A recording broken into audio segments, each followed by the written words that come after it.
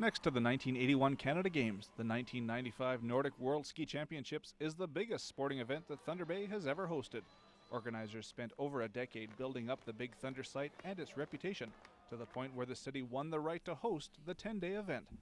It featured the best ski jumpers and cross-country skiers from around the world, and thousands of spectators, most of them local, coming out to watch the events.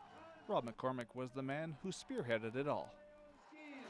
And I felt we had reached the goal that we all thought about in 1981, and we were accomplishing something well and good for this community.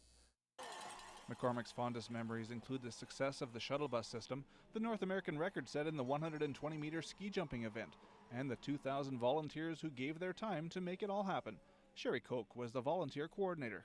The evening ski jumping event was just, the hill was just packed with people, and the athletes and the feeling of it all was incredible. Well, it was quite a massive undertaking. Lindsay Durno and John Hatton were in charge of Big Thunder during the championships and in the years leading up to 1995. They say seeing the opening ceremonies on March the 9th made it all worth it. All the countries, all the volunteers, all the delegates, everybody here at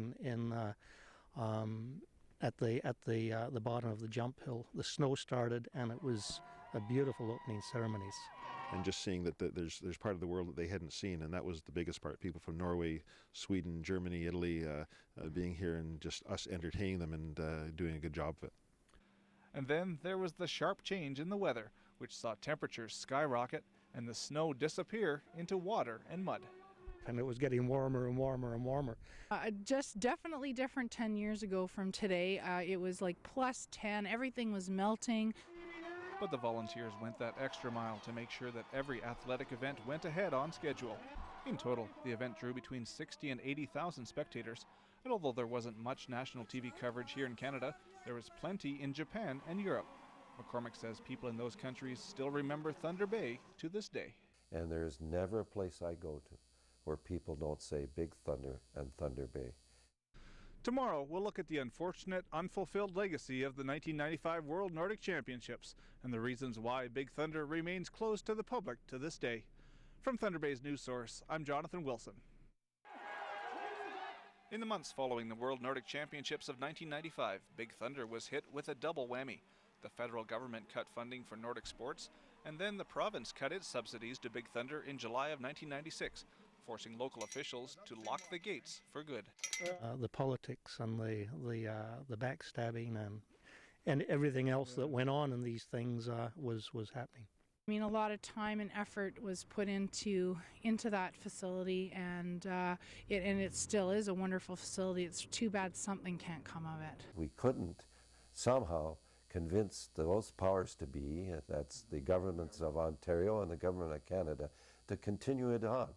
And now the paint is slowly peeling off the signs that welcomed the world to the Nordics and Big Thunder. There have been numerous proposals and ideas for this site over the years, from casinos to condos, but potential sales have apparently been held up by native land claims by the Fort William First Nation. John Hatton says there's more to it than that. One of the things that anybody looks at when they're buying it is the ongoing operating costs. One of the big problems here is when you have a jump on the facility, your insurance costs are astronomical. So from a business point of view, to run condos and that type of thing, it's very difficult. So, Nordic CEO Rob McCormick says Big Thunder, even in its current rusty state, is still the best site for ski jumping and cross-country skiing in Canada. An extensive study done in 2003 by Lakehead University's Outdoor Rec Department showed favorably that Big Thunder could be reopened with a partnership between the university, the city, the Fort William First Nation, and the Nordic sports bodies. But so far, nothing has been acted on. And that facility is still sitting out there that could be used and could be developed for the programs that I've talked about. But it will take some gumption other than the gumption we had for the governments that were in power at that time. But McCormick says he isn't holding his breath. So what's left is an unfulfilled legacy to Nordic sports in this region, and millions of dollars worth of equipment and facilities sitting here in perpetuity under the management and control of the Ontario Realty Corporation. But Hatton says the Nordic Championships did leave behind a different kind of legacy. The blood, sweat, and tears that went into the event and the facility, and to see it sitting here unused is not very nice to see. But on the good side, what that event did was build a lot of character, a lot of skills in the citizens, and we do at other events. You see things like the Blues Festival and the Dragon Boat Festival that people are using their skills they learned in this world-class event to help Thunder Bay in the future. So that's the good part. I think you have to look at it that way. From Thunder Bay's news source, I'm Jonathan Wilson.